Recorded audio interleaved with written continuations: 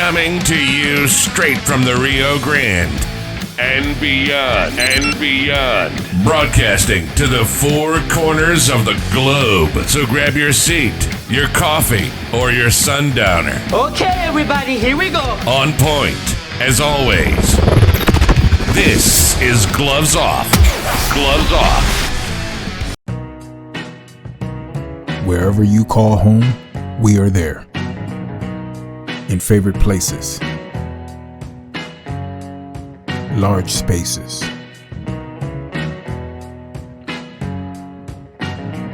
for many homes we have coverage that fits the way you live. And with our home systems protection, you can cover major home appliances and more. We cover more type of homes than ever. Get the coverage you and your family deserves. For a free no obligation quote, visit us online or simply give us a call.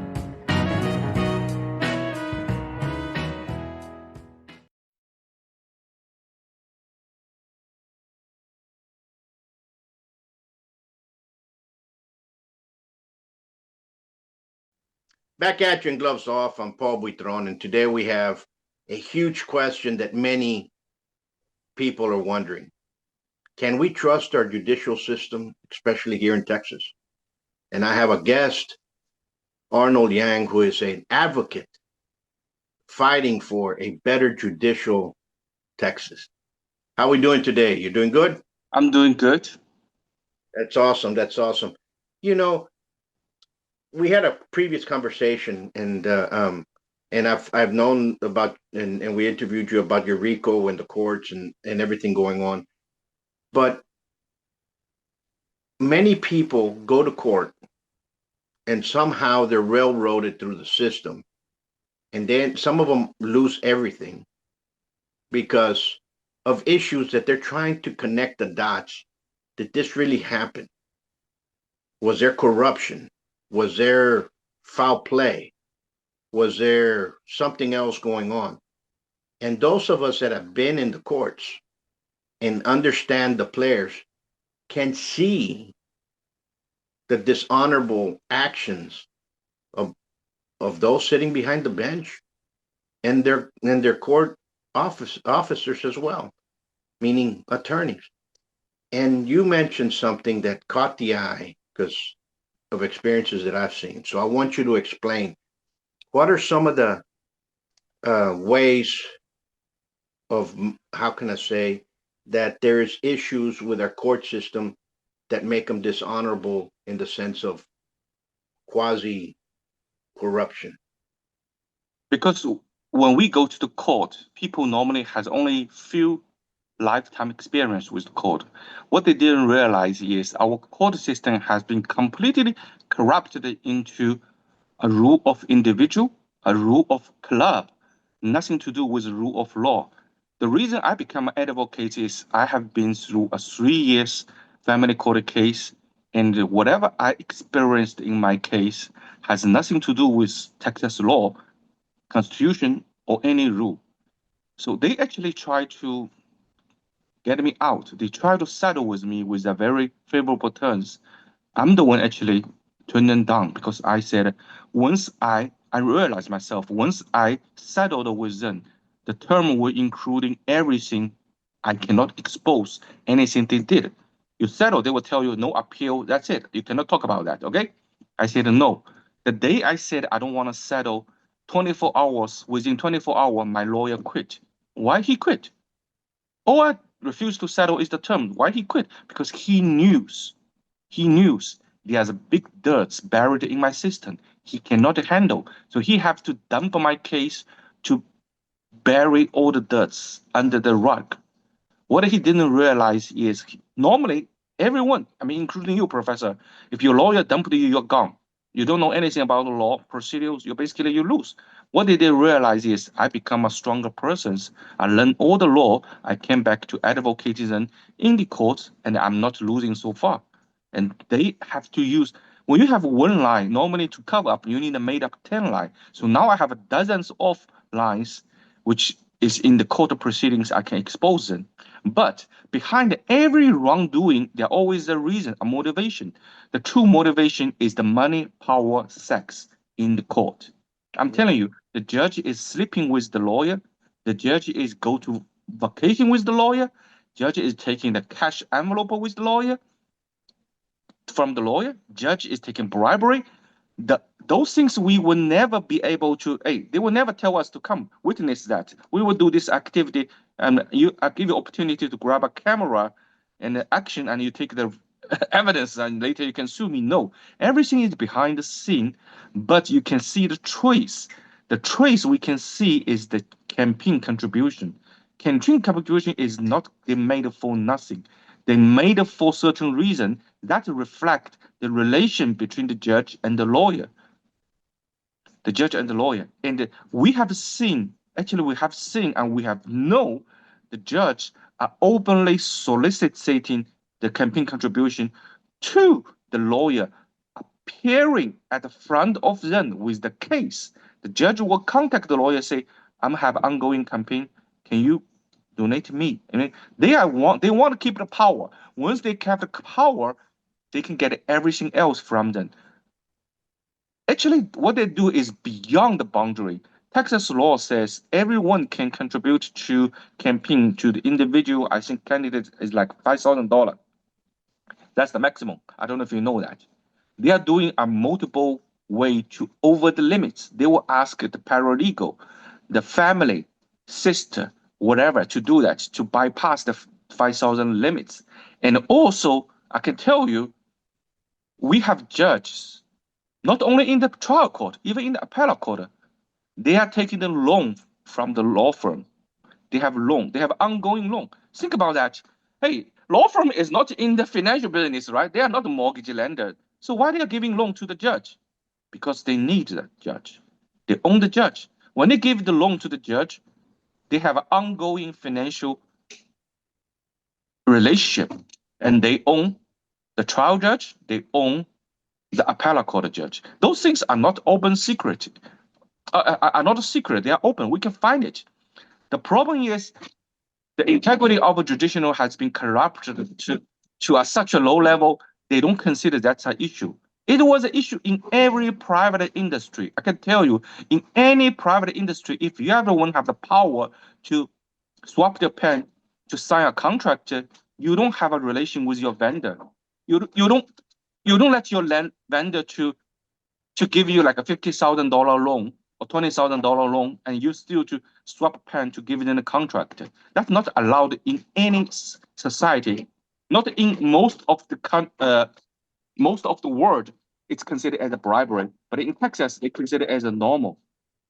Consider as normal, and the most ridiculous things is you try to grievance them, you try to do anything, they just ignore that.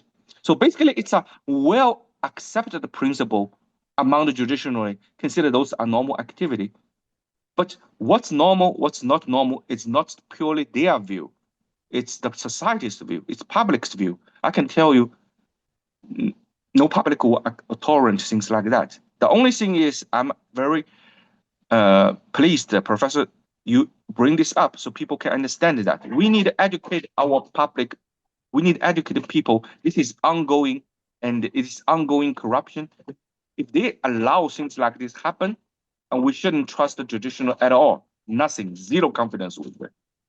Well, I'm going to tell you some things. I've had my dealings with the judicial system, both through several courts, and in one court, we had two different causes or two different lawsuits in the same court, and I saw that the removal of our due process occurred. I've seen court officials lie out of their teeth, and when you claim it to be perjury, it's ignored. I've seen one of the lawyers eating with a judge.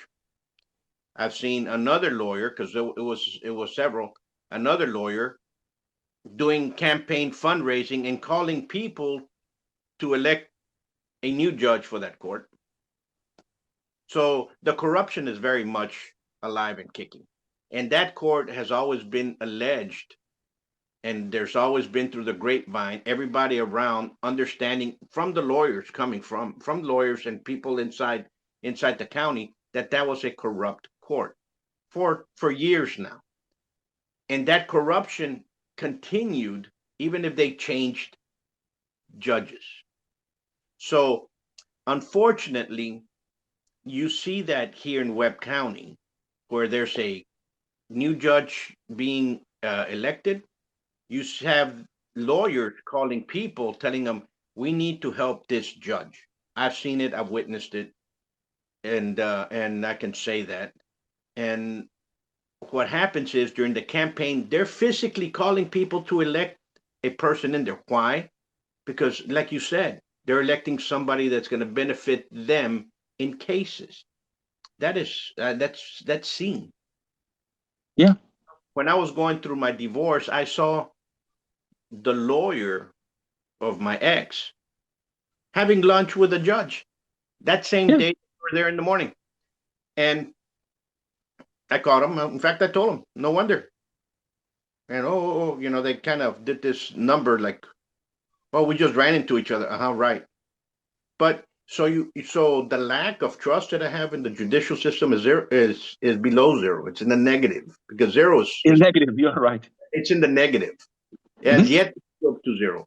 So I don't think anybody here can get a fair trial in certain courts, Not at especially all. Not at all. especially. I'm sorry, because that's what happens. You see that in the elections. You are absolutely correct there. But what are some other examples for people to understand? Because a lot of people are waking up. You're starting to hear, including lawyers, talk about this openly. But what are some other examples? Uh, the thing is on the face. The only problem is you can't get an honest opinion from a liar. These people are professional liar. I can tell you, they're professional liar. I've witnessed here local in a county, in Tarrant County, we have one lawyer who is so tired with this judge. When her own divorce case, when her own divorce case is coming to the court, that judge have to recuse herself because the husband said, "I knew you are so close with my ex, and you have to recuse." Okay, so that judge does recused from to hear that lawyer's own case.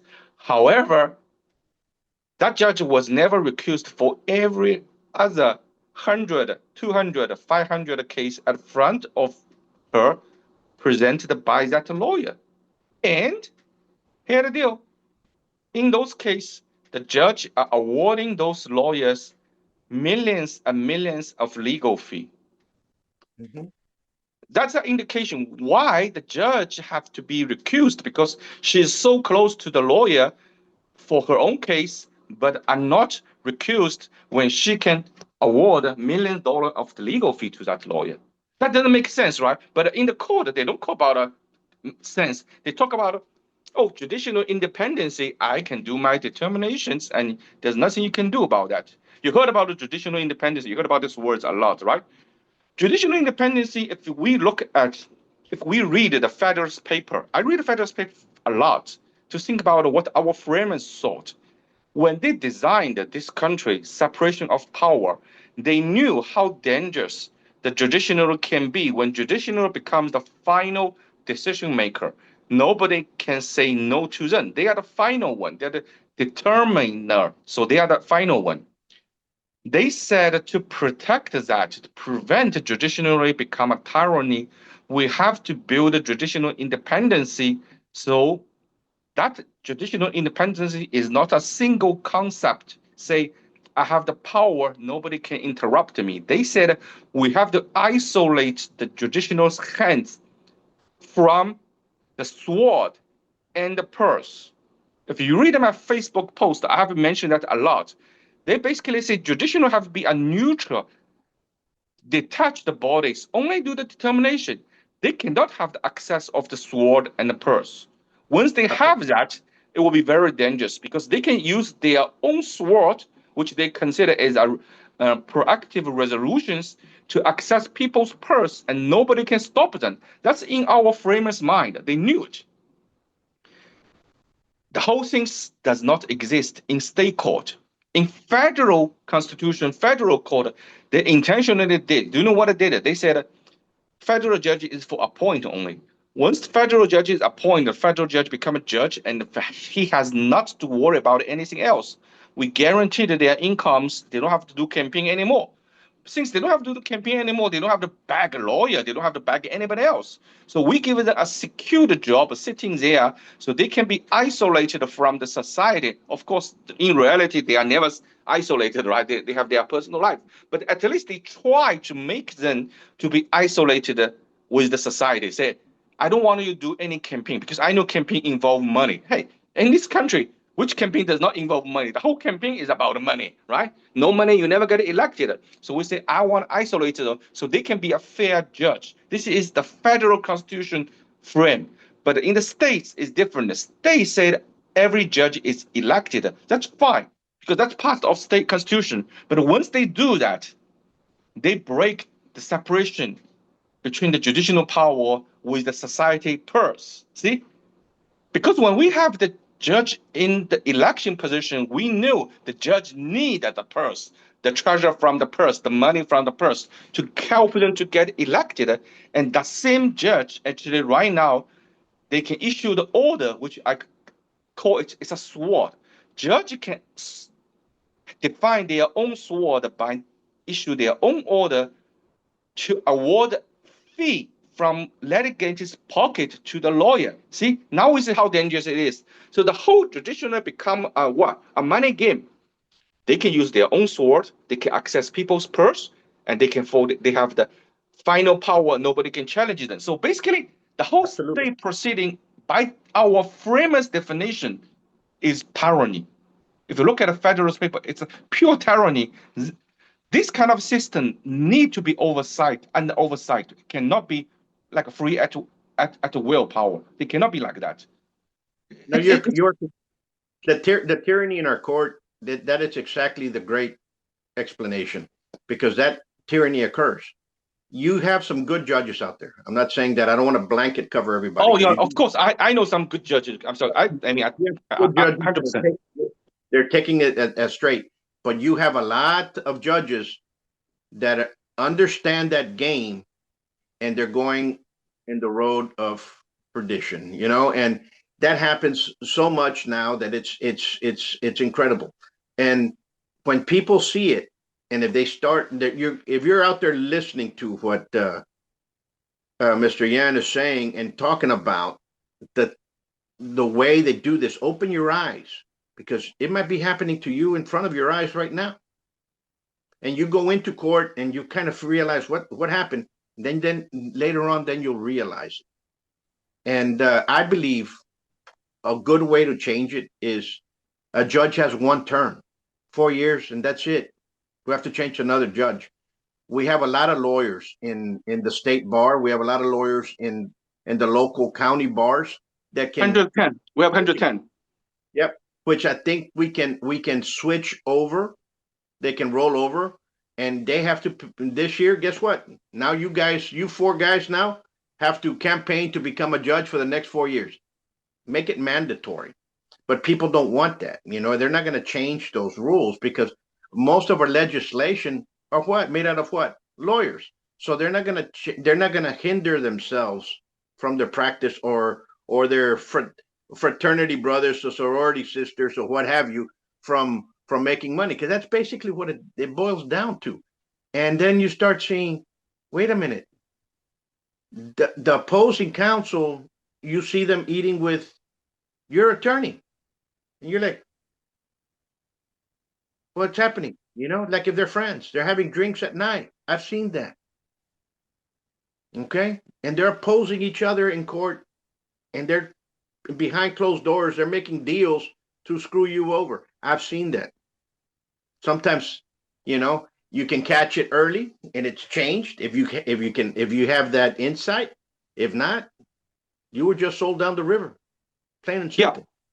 But I can tell you, if you raise a point like this way, if you argue in this way, they will never, those legal professor, those judge, they will never take your point. They will say, oh, this guy is a layman. He talk about a nonsense. Who cannot? I mean, everybody is regular people. So why I cannot have a dinner or lunch Okay, not even having any affair with somebody. I'm a regular person. I'm not just judge. I'm still a regular person. I have my life. Why I cannot do so, right? So basically, they have. That's why I say sometimes I'm very disappointed with Texas judiciary. They have been intentionally, deliberate, evade to make certain rulings so those things can go around forever. Absolutely. Don't tell me there's no issue be brought up at it. I have seen multiple mandamus has brought the issue at front all the way to Supreme Court of Texas. They don't want to rule it. They don't want to rule it. Have you heard about a word called fiduciary duty? Fiduciary duty? Fiduciary duty. What is considered a fiduciary duty? We all see that in the law, right? Fiduciary duty. Fiduciary duty. What has been included in the fiduciary duty? They consider it's called common law fiduciary duty. What that means? The law only says fiduciary duty. They use case law. Case law become common law to define what is the fiduciary duty, the loyalty, the trust, the confidential things. So they have a very complete definition, a basket to define what act is considered as a fiduciary duty. But what is considered judge's misconduct? You haven't seen anything. Those judges, they're sitting there. I'm telling you, they don't want to look at that. They just say, okay, you want me to call that, right? There's no law. Go back, talk to legislator. They are fooling us. They're playing the game with us. They can make a common law judicially duty to tell us what the judge cannot do. They can make a common law definition because we all know what is the loyalty, what's the oath, what's the obligation the judge should to Texas people. They don't want to define that. They have every power to define common law, judicial responsibility, but they don't want to do that. They play the game. They said, you go back, talk to legislation. What to do with legislation? I'm telling you, in Texas court, everything they do today has nothing to do with the legislation. They are doing reverse legislation. They are doing de-legislation. And the up court don't want to stop the trial, the lower court judge from doing so, right? So basically, it becomes a Hollywood. I would say in a special movie. You see all these heroes, but you know everything was green screen. It was like a show. It was like a show. The reality is way departed from from what we're supposed to see. The truth was the law. It has. If you ask me, I can tell you my personal experience with my case. I can tell you whatever happened in the court has nothing to do with law right now. It's all about power. It has nothing to do with the law.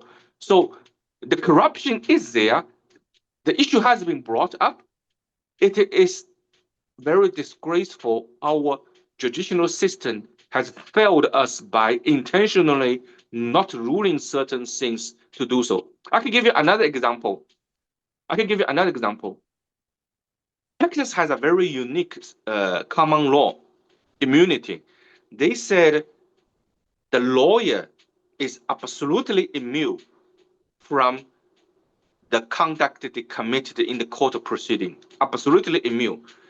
I can tell you the rest of country is not like that. There's more than dozens of states says the lawyer is immune from their activity in the court, but if they commit fraud, that is not part of the immune. It's clearly written.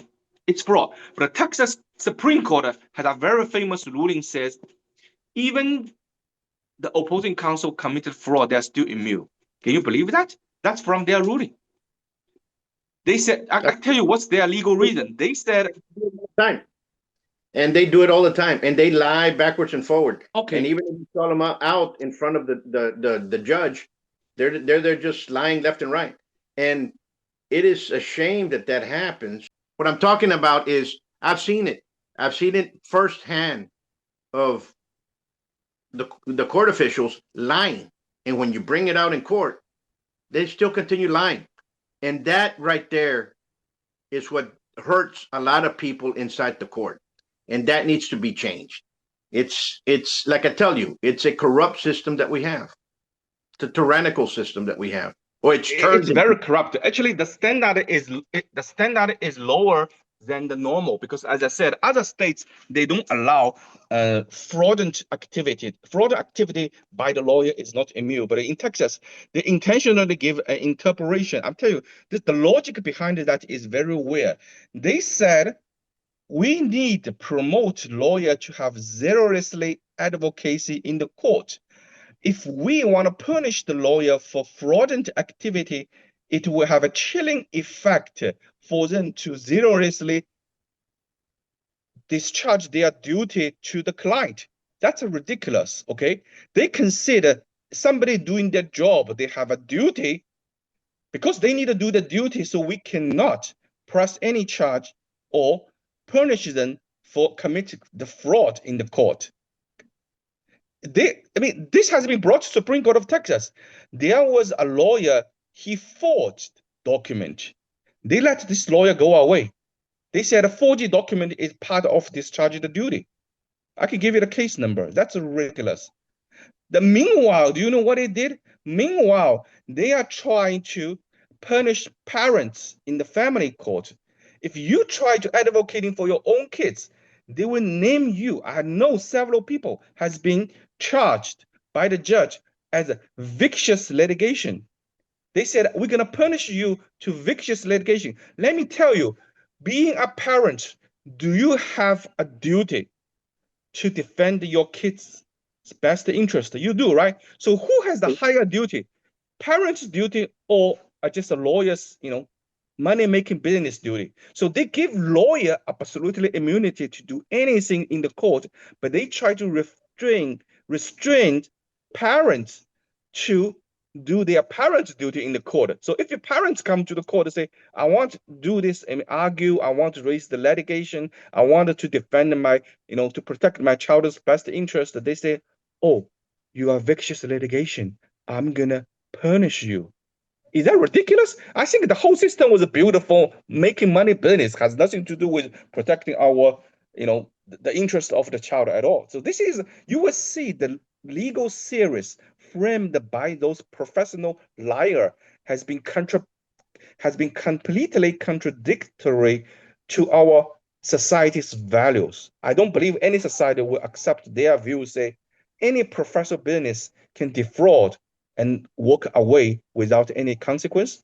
I don't believe any society will accept a value, say when a parent come to advocate for their children, they should be face a consequence because the judge dislikes them, gonna punish them.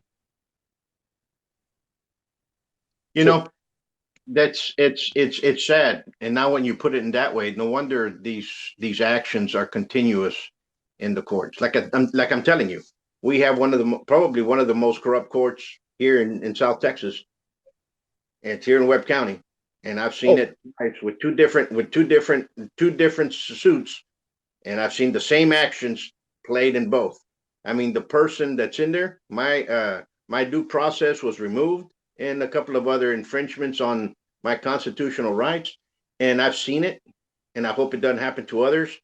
And I think right now, the main fight right now should be that, you know what, you have only one term to be a judge. Enough of the shenanigans, and we have to change it. I would say the term does not resolve the issue at all. The only way to do that is we have to, I'll give an example. If you do not expose those peoples, you don't publish the misconduct, you don't let people to know that things will never get stopped. But we cannot count on judicial itself at all. I'm reaching a point I basically don't trust anybody in the system. Actually, I do have some judge I trust, I can say, but we don't have good enough because the things were not good. I mean, they are not showing us what they have been doing. You heard a lot of lip service, but have you seen any judge being punished for what they're doing? Due process, so what? Hey, they can have a 10 million due process violation. Nobody has any consequence. Nobody has consequence. Nobody, right? So due process is not. So that is the problem of our system. We can't give them the power when they don't obligate their responsibility. What will be the solution to change? The solution for change is, I would say, we probably have to reform the judiciary. I mean, like you said, when you give 1 term, 2 terms, you're still giving the power. I think it's the time for the people to take back the power. If they cannot do their job, sorry about that, we got to take back the power. The whole thing is we got to take back the power. That's it. But if you can't give them the power at this but great degree. we it has to start bit by bit to break down that puzzle. Yeah. I think one is term limits, and then the other one is attacking at legislation, and then try to remove lawyers from being part of some legislative bodies. Because once you get several lawyers, like say on city council, and you can't do anything about it because there'll be discrimination. You get 4 in this city council, they'll destroy a whole city just by their nonsense going back and forth. Nothing will ever happen, and the city would actually go down. I've seen it. It happened in Laredo, and I've seen it in other cities happen the same way. And you've seen school bodies, like school districts, when you have 4 or 5 attorneys inside the school district, all of a sudden it just becomes a big mess. And instead of it clearing up, because number one, you think that they should be following the law, they're arguing about who's better at reading the law, and nothing gets done. And guess what happens? It just deteriorates. So we have to have some kind of balance. And I think everything, the legislation, both our senators and in House of Representatives, how many of them are attorneys? We should find out how many of them are attorneys. We should find out how many. No, it's actually, it's not how many more attorney. Every law you want to pass, every law, they have something called legal counsel. I mean, they're in the House, there's something called legal counsel, which means every law you pass, they have to go through a group of the lawyer to review that. Okay, so basically, there's nothing you can move forward without all the lawyer agreed in these states right now, right? But I'm okay with that. The problem is, how can we get some good persons going there instead of compromise people's power? As I said, there are several things we can do. First, the Texas people is supposed to take action to take the power back from them if they don't know how to. You can't give somebody the authority when they don't follow the due process, right? It's their commitment. Is that in the Constitution? It's a commitment. When you form the government, you guaranteed you don't do anything to intrude our liberty, right, property without the guarantee of the due course of law. But right now, they are taking away our liberty, right, property, anything has nothing to do with due course of law. So either we take the power back or they have to follow that. Secondary, I mean, there's several good news I can bring to your audience, and which is very important right now. I noticed that there's a very significant ruling has been coming out from federal circuit in this year. My case is still ongoing, but I've reached a stage very far. I'm very kind of 90% positive there will be case law regarding my RICO case. There will be case law. It's still ongoing. We will see that within the next 3 to 6 months, okay? Then, meanwhile, I have seen several cases. One, I believe, is come from the 5th Circuit. Another is from the 10th Circuit. One was ruled in May. Another ruled is in July, which is a few days ago. So basically, the circuit has made it very clear. If the state proceedings has been corrupted to commit certain conduct and in the violation of people's constitutional rights, you have the ground to sue the state actor in the federal court. You have the ground to sue them for 1983 suit. They have made it very clear. You can sue state actor for violating your constitutional rights in the federal court. There are 2 cases come out to make it very clear right now. However, you got to be very careful. Everyone should be very careful. Don't go to a legal trap. A lot of people's case got to throw away because they fall into a legal trap. You do not appeal your state proceeding in federal court because federal court is not an appellate court for state proceeding. So never appeal anything happen in the state to the federal. You'll go straight sue lawyer and the judge. leave your opponent alone. If you're in divorce case, don't sue your ex. Leave her alone. Go straight after the lawyer and the judge. Say, you're violating my constitutional rights. You're violating my due process. I'm going to sue you for that. Okay? Can it be the words retroactive? you choose is very, you need very carefully choose your words. But if you know how to word your allegations, the door goes to a federal suit, 1983 is there. You can sue them. It has been very clear. I see those case law, and actually I have been leading an advocate group regarding that. That's why we see all these updates. My own case actually is proceeding very well. They haven't stopped me yet. All I know is if you carefully choose your words, okay, of course you will still see a corrupt judge, but the law is very clear. You still see some federal judge, they don't want to follow the law. But the existing law give you the path to sue those bad state judge and the lawyer. We can sue them. Bring everyone down. That's very interesting, and that has to occur more. And that's maybe one way we can change this. And, yeah, that's one way. We bring in suit 100, 500, 1,000. As long as we have dozen people's breakthrough, that we're going to show them what's going to happen to them when they don't give us due process. Absolutely. Absolutely.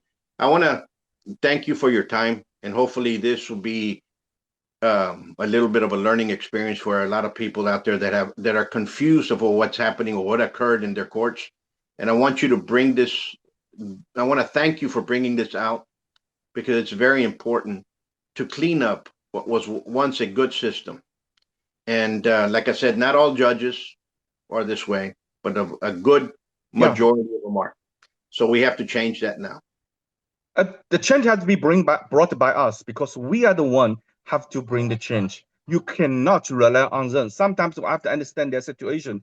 They need to decide if the case is being brought by them. So we have to keep on moving, to keep on pushing the case at the front of them, and until we can wake up some good judge, and instead of doing the lip service, take some serious action. Because it's very obviously their own career, their own backyard is eroding. Mm-hmm. It's not good. If I'm doing my professional business, I don't want my bread and butter industries and to have a bad reputation, right? I don't want to do that. I know there's bad etiquette there, but I'm not the kind of person. I don't want my reputation sink with them together. I'm in the boat. I want this boat can go a far journey. I don't want some bad rats coming to my boat. I need to kick them off the boat. That's it. So we need to bring the message to the good judge, say, you need to kick off somebody off the boat if you want to carry this ship to a long journey, right? The message has been very clear. We are broadcasting them. The pressure from the public, pressure of the people will convince them to take some action. It's never too late, but we can do so. We can do it. You know, this whole thing about the issues with the courts and within some of these bad players is, you know, there's an old saying, absolute power corrupts absolutely. And that's what. No. I mean, it's understandable. It happened in any society, any country. You have absolute power, you bring absolute corruption. That's for sure. Okay. I mean, I won't even guarantee if somebody give me absolute power, put me like a king, I will be disciplined, right? I mean, I don't think, Professor, you need to have a very strong faith to keep yourself on a good track. But I'm telling you, power, money, and sex, those kind of things would swim people away from the good. I mean, without a strong faith, people will do bad things. Things. There's certain things you need to have a principle. The things you believe, the certain things you have to do. So, right? Yeah, absolutely. So we see people get corrupted anyway. Yep, yeah, you're absolutely correct. This was a great conversation, great learning for me. I learned a lot. And for those people out there, if they want to get a hold of you, I'll post where they can on the description. And we'll leave you with this. I want to thank you once more. Continue doing what you're doing. It's a good fight. It's a fight for everybody. Yeah. Thank you. Sure. And folks, we'll leave you with this. You all be safe, stay safe, and God bless you all. Until next time, much peace. Thank you. Thank you. Have you ever wondered about what happens in a martial arts studio? Well, you start right away by setting goals, building determination, gaining focus, building skills. all while becoming more fit, gaining confidence, and learning self-defense. Buitron Academy is a school where attitude meets aptitude. So give us a call at 956-401-4868